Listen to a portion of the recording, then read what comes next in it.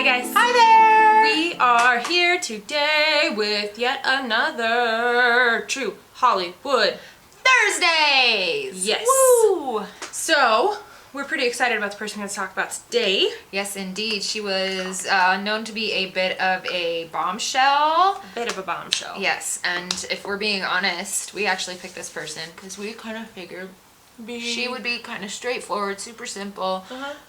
You know, we've been super busy, so we're like, let's just pick one that, you know, everybody would probably be interested in, but could be, you know, potentially easy for us to put together a video on. And boy, oh boy, we was wrong. Fucking wrong. She is fascinating. There's so much about her life that I had no idea. We knew what the tabloids had to say about her, but the rest of it, like, holy shit. This is, I watched 2 documentaries, read a bunch of stuff on the internet about her. Me too. It's craziness. I watched a Lifetime movie about her life. Dude, that was, I mean, I know a lot of that was dramatized, but... Who are we talking about, dog? Nicole Smith, the one and only, the bombshell, the Playboy bunny, the octogenarian's widow. Was he an octogenarian? No, I think he was in his 90s when he died. What's that? Oh, I don't know. I don't know either. He died, I think, when he was 90. Yeah. But yeah, so we are talking about Anna Nicole Smith. Very infamous young lady. Yes, indeed. Now, Anna was born on November 28th of 1960. Yes, she was born to her parents, Donald, Eugene, what's her last name? Hogan, and Virgie Mae Arthur is her mother. Yes, Virgie Mae Arthur is her mother, who was played fabulously in the Lifetime movie by Virginia Madsen, may I say. Virginia Madsen played her? I love Virginia Madsen. That makes so much sense. Right? Yeah. So she was, I've seen 2 different things on this. I've seen that she was born in Houston and raised in Mejia. Some people pronounce it Mexia, but it's Mejia. It's Mejia. Mejia. I've also seen that she was born and raised in Mejia, but I saw that. No, I think she's she was born in Houston. And then they moved to Mejia, Texas. Yes. Her father left, Donald, left when she was super young. Their parents were only married for about 2 years, almost 3, I guess. And he left, so he wasn't really in the picture. Nope. She was actually raised by her mom and her aunt. Yes. In Mejia. In Mejia. I believe her mom did remarry, and she ended up changing her name from Vicki Lynn Hogan to Nikki Hart. Her stepdad's last name was Hart.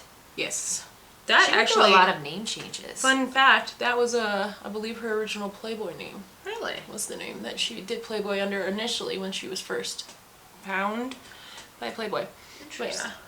So there wasn't very much about her younger days. No, not really. It's just, it kind of was like she went to elementary school here, then she went to high school here. But she did drop out at the age of 14 as a sophomore in high school. Yes, after she failed her freshman year, I've seen. Yes. Yeah.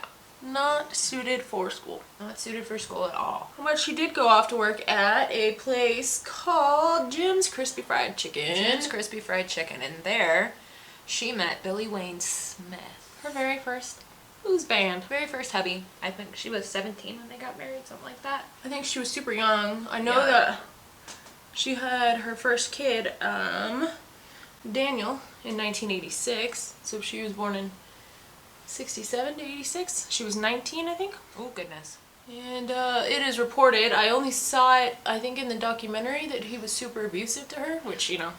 Yeah, I had seen that as well, actually, that he was kind of abusive towards her. So they did eventually get divorced, but not for a few years. But she had to find a way to take care of herself, and, you know, working in a fried chicken joint. Not really, you know, paying the bills for yourself, your kid, for a family, you know.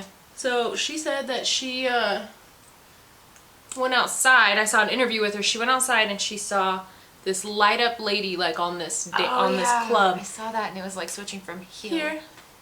Yeah. Tiptoe. She's like, it was so cute, and she was super excited about it. She thought it was so cool, and she was like, I could dance. Except for she said she didn't realize it was a topless bar. Yeah. And she said that she actually, after her first show, after she went in and danced the first time, she like ran out and was so ashamed and embarrassed of herself. Like, I mean, you gotta do what you gotta do. You do. There's no shame in that. Especially if you're a young mom trying to take care of your kids, you're gonna do what you're gonna do. Yeah, young parent in general. So, in that time frame, she, in 1991 actually, met in 80, I think he was 86 when they met? I think so. But he would change her life forever. Yeah, he was a billionaire. He became so infatuated with her. His name was J. Howard Marshall the second. He was a petroleum tycoon? Yes, worked for, or he owned... He owned like 16% of some company, and it was worth like 1.4. Koch, like the Koch brothers. There it is. Yeah, or Coke. Is it Coke or Koch? I don't know. I know somebody with that last name is Koch, but it could be different. I don't know. But it was like worth like $1.6 billion or something like that. Some outrageous amount of money. Yeah. An amount of money that I wouldn't dream of seeing in my entire life. That would be so awesome. It would be awesome for sure. So they kind of began in 1991 is when they met. Yeah, they kind of began.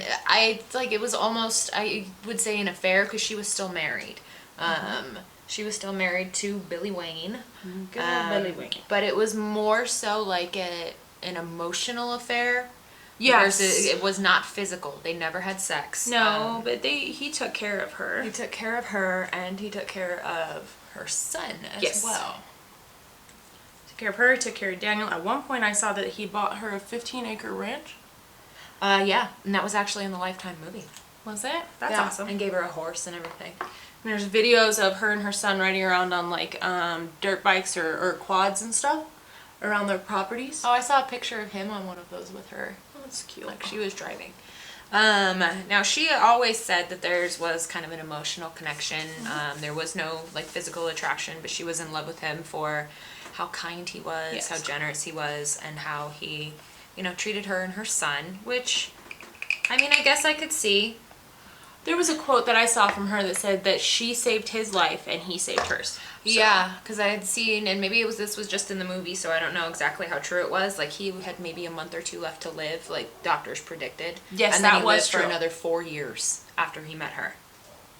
So she gave him that push that he needed, and he swooped in and essentially saved her life. Because in 1993, she finally got divorced from her first abusive husband. Yes. Now, people think that, gold digger obviously was this little 20-something-year-old messing around with an 80-something-year-old man. Young. Billionaire, blah, blah, blah. But he actually asked her repeatedly over the course of years to marry him. She said no, because she wanted to make a name for herself. She wanted to do something for herself, become successful before she'd say yes. And so she ended up actually, really working hard to get to be a model. Correct. She sent nude photos to Playboy. Yep. And at the time, this was in the early 90s, so it was kind of like heroin chic was in. She was by no means super thin. She was technically considered, because Playboy did have her in their magazine several times, but she was technically considered like the biggest model they had ever had. Yeah.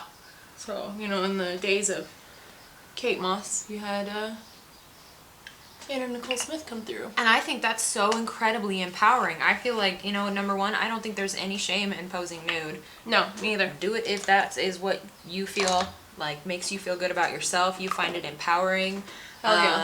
Do what you gotta do. How empowering to other women, though. I know that magazine's not marketed to women, but how empowering to other women is it to see this not stick thin, but absolutely stunningly beautiful model? Yeah.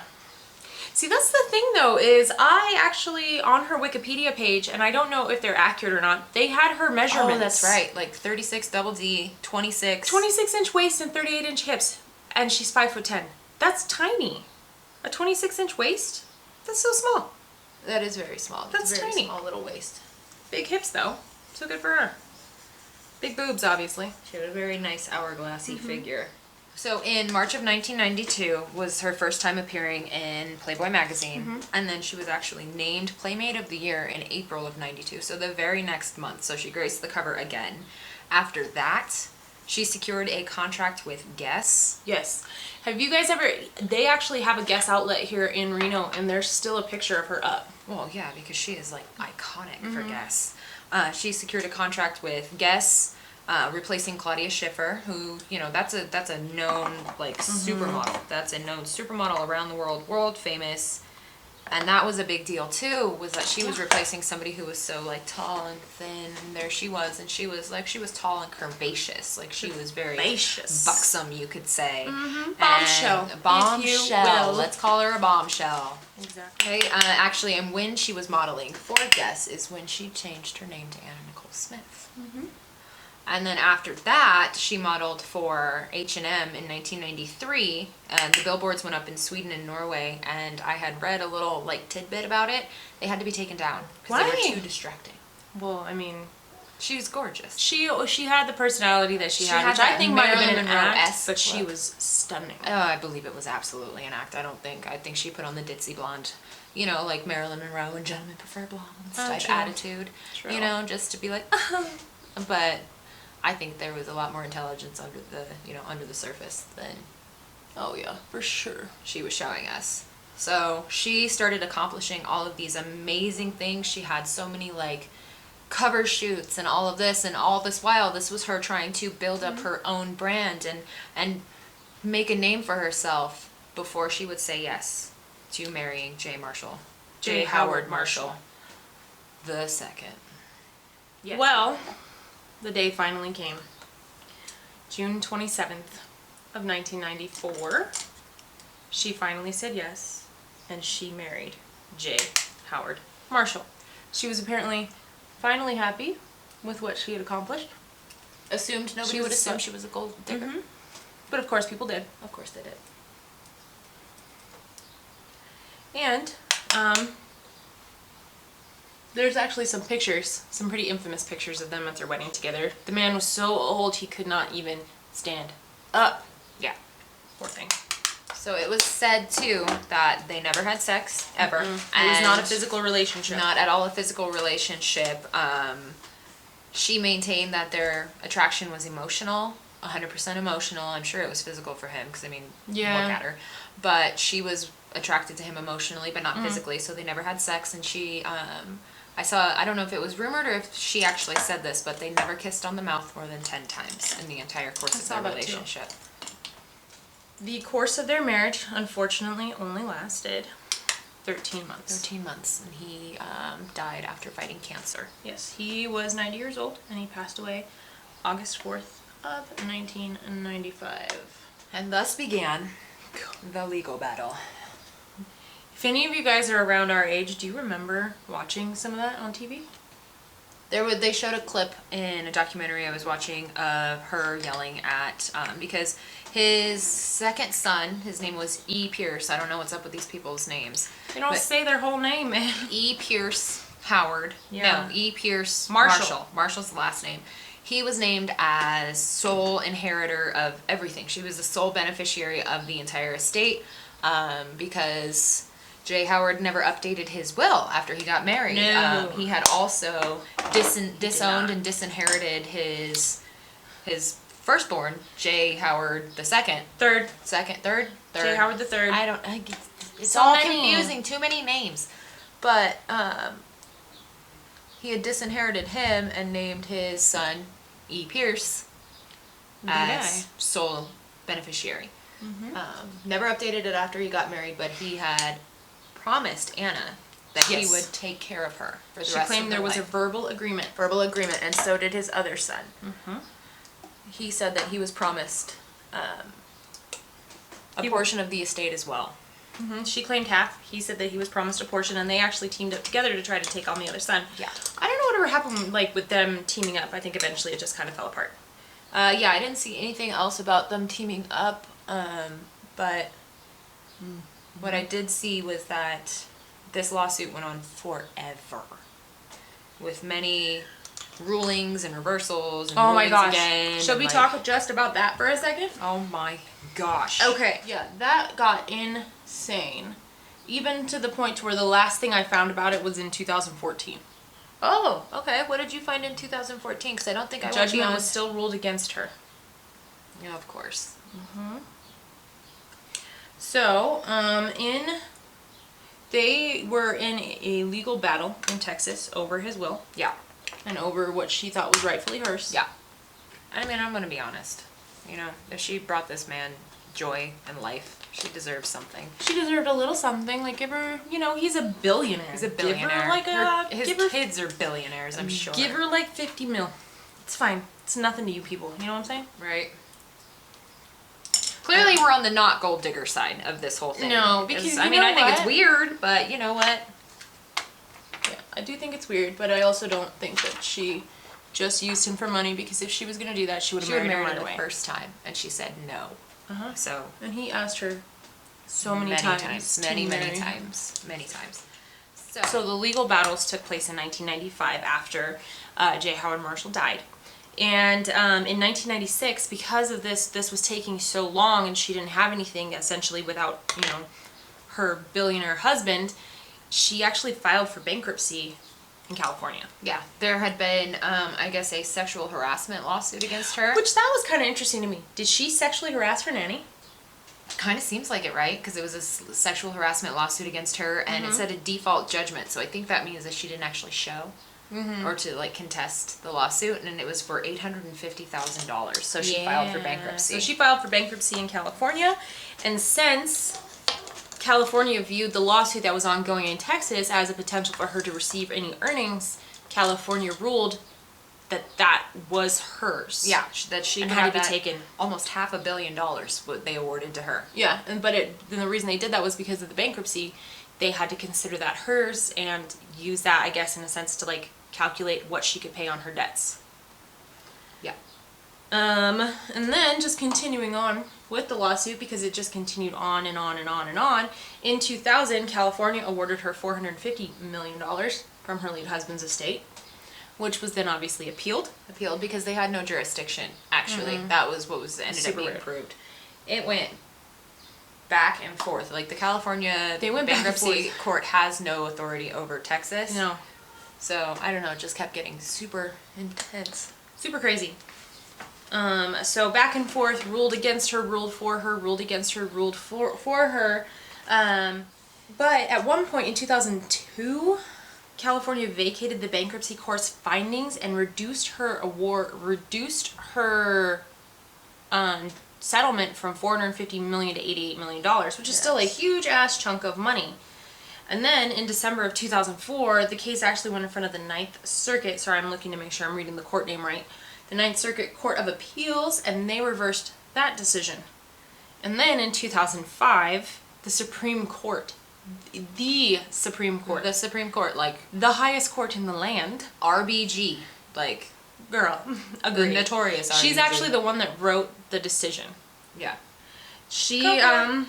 In 2005, they agreed to hear the case, and in 2006, Nicole Smith and her lawyer, what's that guy's name? Howard K. Stern.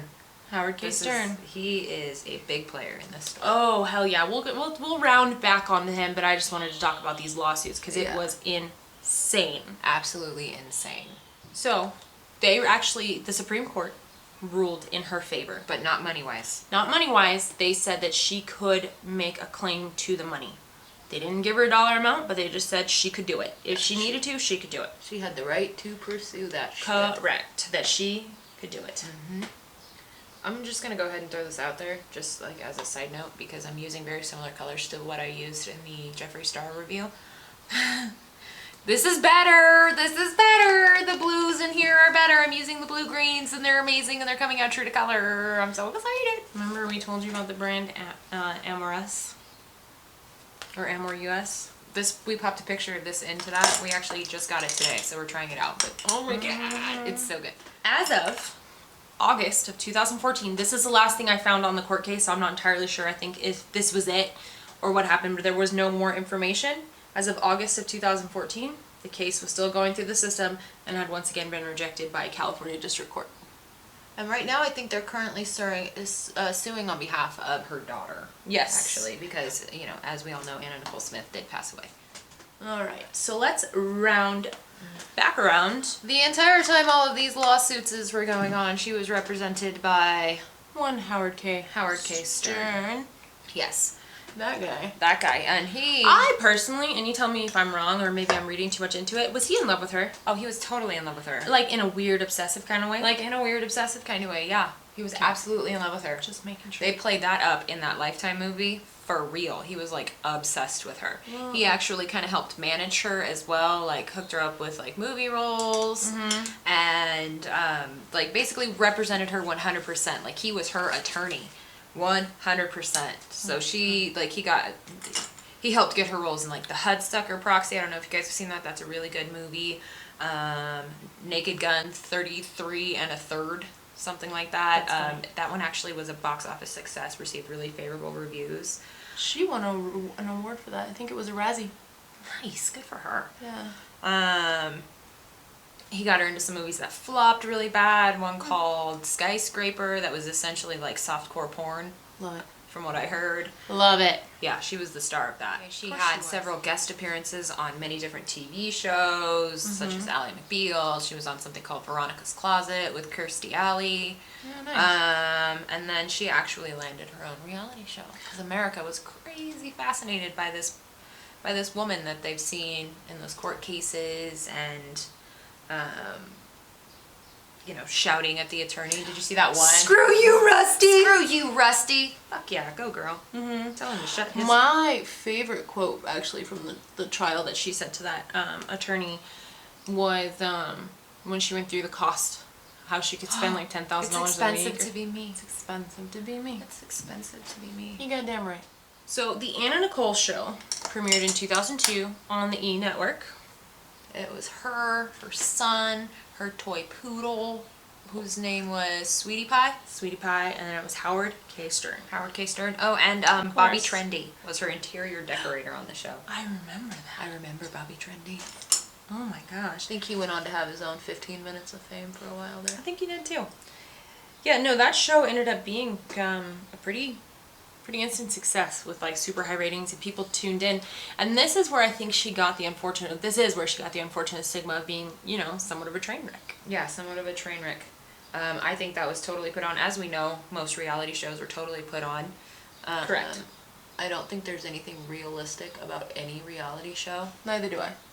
So I love reality shows. Oh, hell yeah. But I don't buy into them. With some of the scenes, like, you can totally tell they're acted. And they actually put that in the Lifetime movie. They had her cut to deal with her son having a hard time with being in a reality show. So, I mean, do I think that specific thing happened? No, probably not. But I think that, it was definitely very scripted and definitely very scripted to be sort of like she was this white trash train wreck, She kind of had the attitude of this is what they expect and this is what I'm going to give them. Yeah, exactly. That's kind of what I got from her. Because while she was filming the Anna Nicole show, she actually met a photographer. Yes, indeed. Cute little guy. Cute little guy. Cute little... Seemed super nice. Seemed very nice. He was a very nice man. Seemed very just like, normal, down to, take on Anna Nicole in her life, her crazy, crazy life, and try to ground her a bit. Good old Larry Burkhead. Larry Burkhead. He came into her life, and they essentially started dating. He said that he had anticipated a one-night stand, and the next thing he knew, he was moving to LA to be with her. Yes.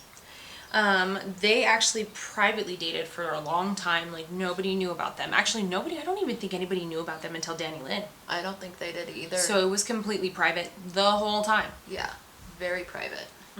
They were together. He said it was a very tumultuous relationship, but freaking what's-his-face was meddling. Howard Stern. Howard K. Stern, not to be confused with the other Howard Stern. But Howard K. was all up in their shit. Mind your business, bitch. Mind your business, not your girlfriend. So at this point in time, there was also starting, obviously she had a bit of a train wreck display on her reality show, but she was, at that time allegedly addicted to prescription medication. Yes. And then I also saw something where I believe her shrink said that she may have had borderline personality. Yes, I saw that too. Yeah, she was treated for addiction. I think she had an overdose and she checked herself into a rehab center, and that's where she actually met her shrink for the first time. And this is going to get fun with that. So E ended up actually canceling the Anna Nicole show, like after the second season. I'm not even sure if they actually finished out the second season. I don't know. But it got canceled. They said they had creative differences with Anna Nicole and her crew. Anna Nicole said that they just got bored with her. I don't know. I heard it was just because the ratings dropped. That's what I saw online. That's kind of what I would think would make somebody, cancel a show. Ratings, Maybe. So she was still involved in her relationship with Larry Burkhead, the photographer. And do you hear this man talk about her? He was absolutely in love with her. Like, he talks about seeing her at a girl camp, where he said she was without her makeup on and her hair pulled back, and she was actually at camp with these little girls.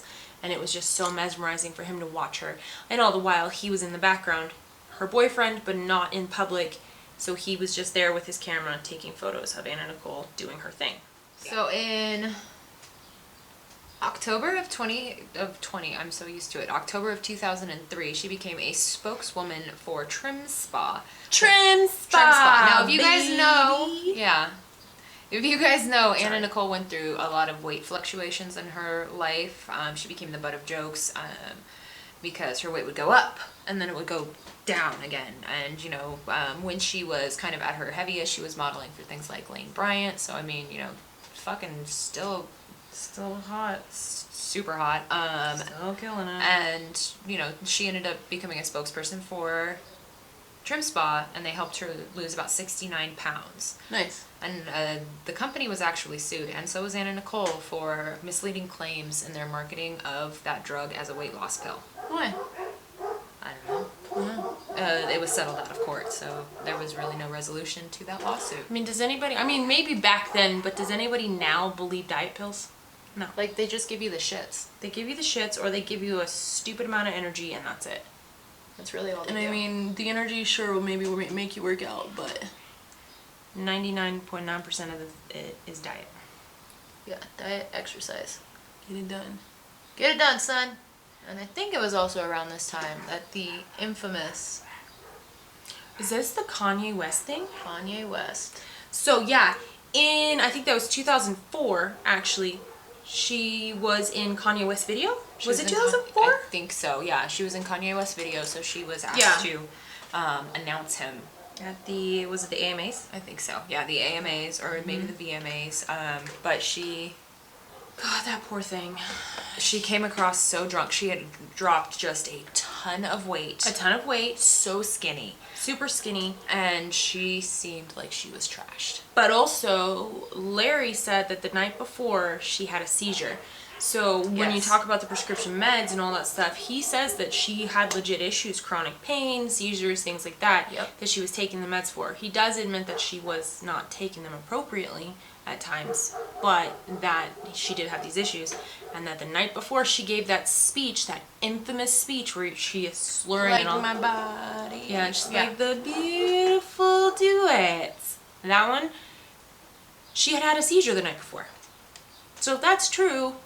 Like, the fact that she became the butt of a joke because of that, and she had a seizure, and she still went on to do that, to like, he said that he told her, don't do it. You need to not. And she said, no, I have to. I said I would. I have to. Like, and she became the butt of jokes for that. Like, for real? Yeah, that sucks. Yeah. So, she did that. It was infamous. It was everywhere.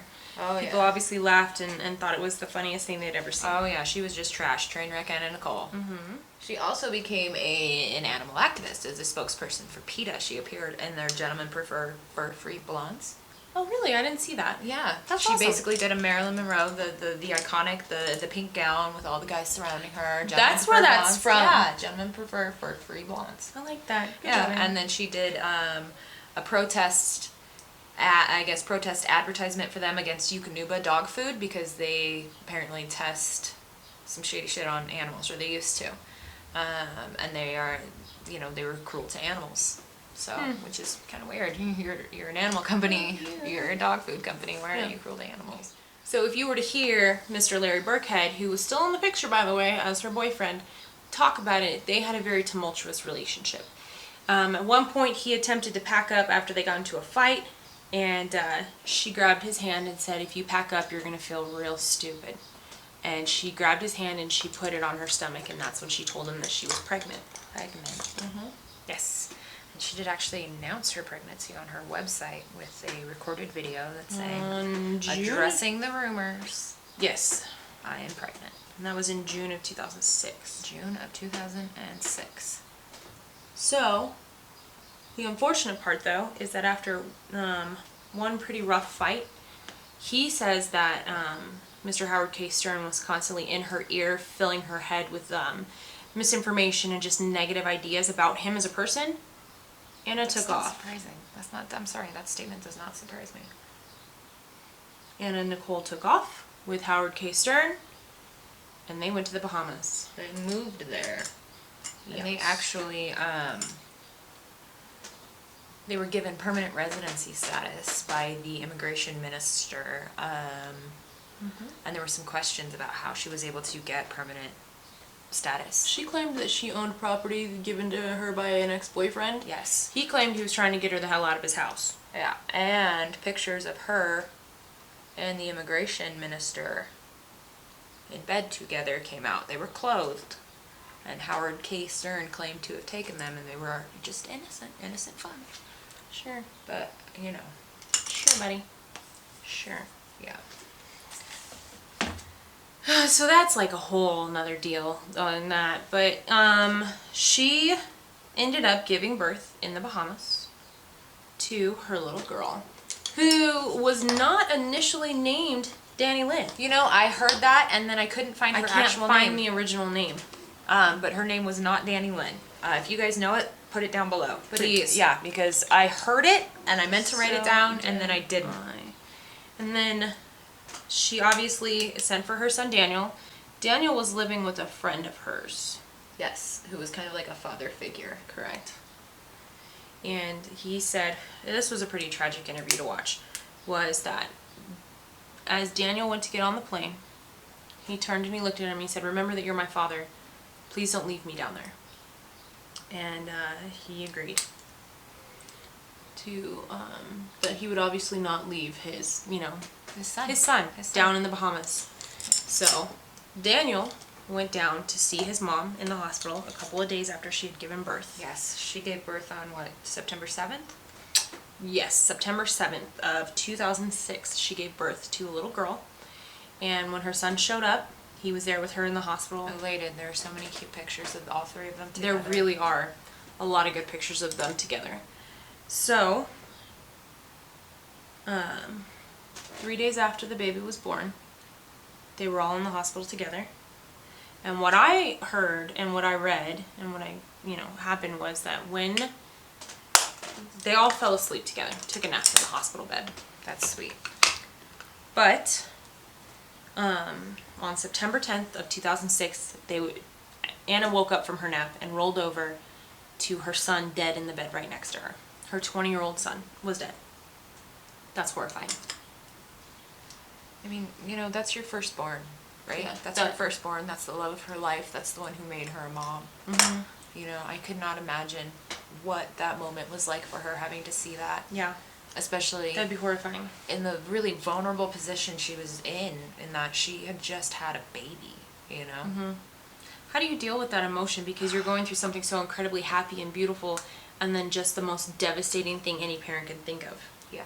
The loss of your child. It wasn't until, so his first autopsy didn't really reveal much, so Anna actually hired somebody to do the actual autopsy, a secondary autopsy. Yes. Which is where they discovered the lethal combination of prescription drugs. Methadone, Zoloft, and Lexapro. Yes. Yes. And I saw in an interview with Larry Burkhead that he had actually been caught by Anna and Larry stealing her methadone, which she had been taking for her chronic pain that she had. Now, that wasn't all completed. The death certificate and all of that wasn't completed for, I think it was like 6 weeks after he died. 6 weeks. When they finally and that's when they were finally able to hold the funeral, which was apparently a hugely tragic experience, just in the fact that I guess Anna asked for them to open the casket. This is so sad. And she attempted to climb in because if he was going to go and he was going to be buried, she was going to be buried with him. She needed to go with him. that was the love of her life. Yeah, her firstborn son. She loved him more than anything in the world.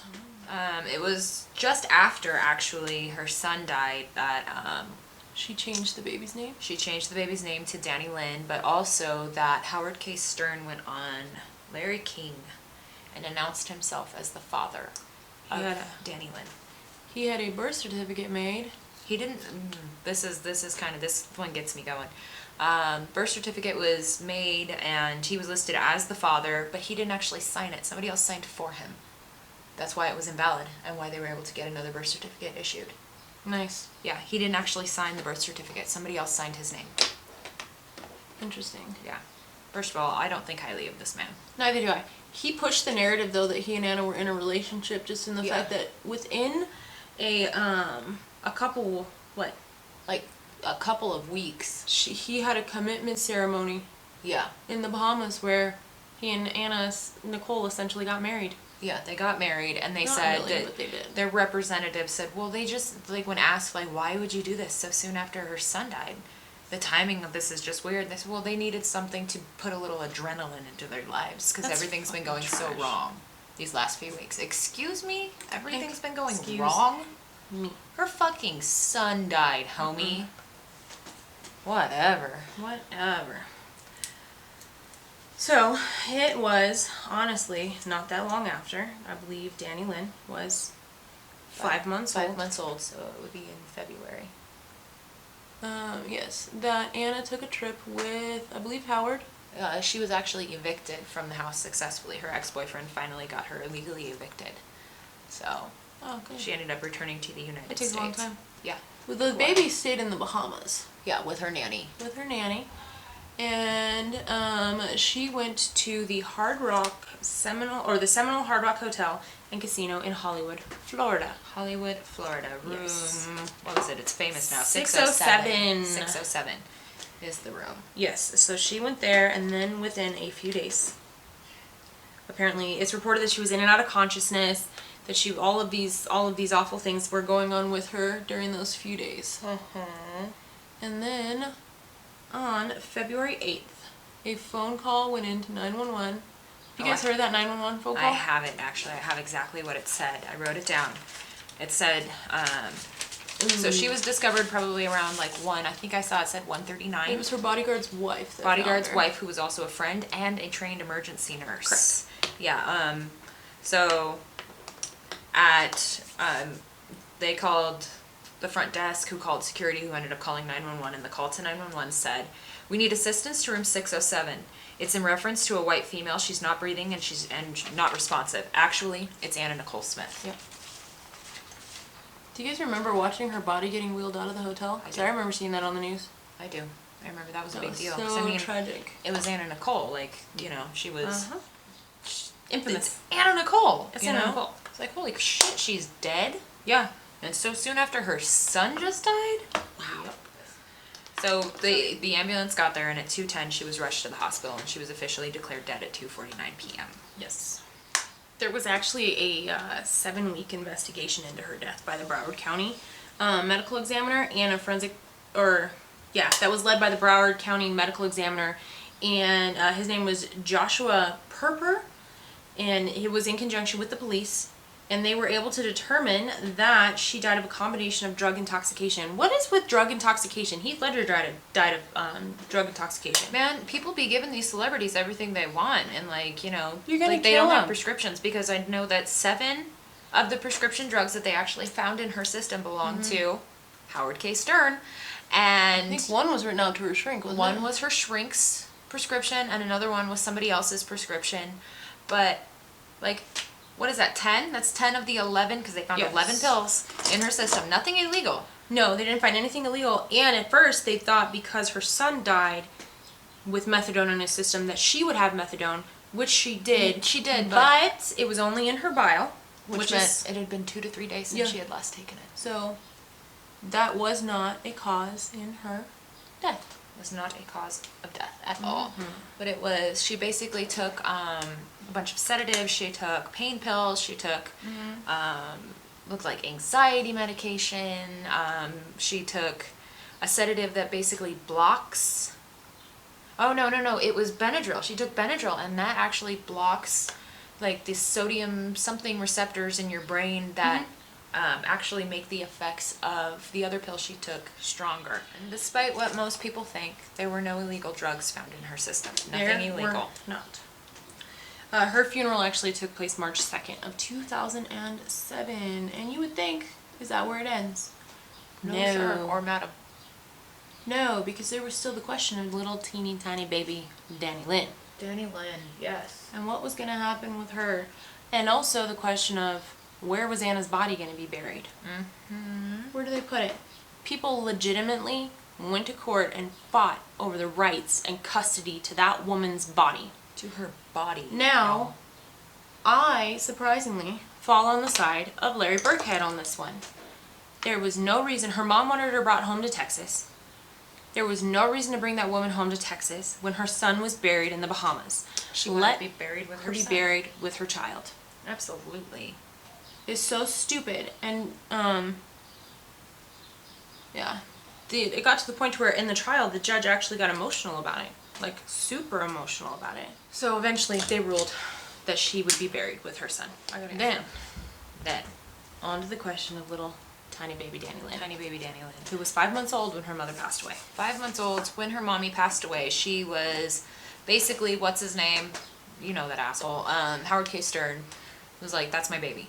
And Larry Burkhead was like, no, it's not. That's my baby. That's my baby. And her mom tried to fight for custody as well. She attempted to take custody. She ended up suing a bunch of tabloids for interfering in her attempt to take custody of the baby. Didn't she lose those? She did lose those because, you know, there was no proof. I saw that Zsa Zsa Gabor's husband claimed paternity. There was also rumors that she saved J. Howard Marshall's sperm. And that was who was the father. There was just all kinds of... Poor Larry Burkhead's over here like, no, guys, that's I'm my the baby. dad. Like, I mean, if you see that kid right now, like, girl, that's his baby. Even if they didn't prove it, but they did. They did. Eventually, there was a DNA test conducted, and he kind of got up there after the DNA test was conducted and proved that he was, in fact, that baby's father. Yes. And he's like, I don't want to be that guy, but I told you so. And it's such an awesome video. He, like, throws his arms up. He's like, yes, mine. That he knew that was his baby. Correct. And I bet Howard K. Stern absolutely knew he wasn't the father. No, he didn't. He knew that. I bet he didn't even... Man, I bet she didn't even touch him. No. Girl. So he got his daughter back. And then, yeah, he retained sole custody of her. One of the documentaries I watched was filmed a couple years ago, and it showed little Danny Lynn as a little girl. Not grown up, obviously, but, you know, she was, like, on Snapchat, and she was saying she wanted to find her dad a girlfriend and all these things. And it was so sweet. She is so precious. She is so adorable. And looks just like Anna Nicole when she was a kid. Holy shit. Like, it's nuts. Like, you see Larry Burkhead in there, but... That's Anna Nicole. Like, that's little Miss Anna Nicole Mini. Yeah, it's so sweet. Yeah, so she is being raised to be just like this beautiful little girl who is very smart. She did model for a second for, I think it was Guess Kids. Yep, she did Guess Kids, and her dad said, this is just for fun. This is just for fun. And he's turned down a lot of other companies who've asked for her to model for them. Yeah. Because he's like, I want my daughter to just be a kid. She's a little girl who just needs to be raised to be a little girl. Yeah, and she's being raised in Kentucky. Yes. So basically out of the spotlight completely, 100%. Yes, no money, because that, like I said earlier, as of 2014, the judgments were still against her and the money. Yes, and actually Anna Nicole Smith's will hadn't been updated before she died to include her brand new baby. So everything was left to her son Daniel, who had passed away. Do you guys not remember from Heath Ledger when we told you first to update your wills? Update your damn wills, y'all. Yes. Especially because Anna Nicole, it was said, had always predicted she was going to die young like Marilyn. Yes. Okay, y'all, let me just put on my lipstick and then we'll get to closing out this video because I think we's done. We are done talking about the beautiful Anna Nicole. She was definitely an interesting one for us to learn about because I literally just thought ditzy, blonde, drug addict. That's kind of what I thought too. Like I was kind of, you know, like, oh, that's sad that she died. Yeah, because everybody knew Anna Nicole Smith. But it was just another ditzy, blonde drug addict. Who cares? And come to find out, there is so much more to her than... I mean, we didn't cover, like, everything that could potentially be talked about with her. But we covered a lot of it. There's so much about this person that so many people... Much. It's just so much about this lady. Yeah. She was just, like... super fascinating. Super duper duper fascinating. I don't know why I'm doing this.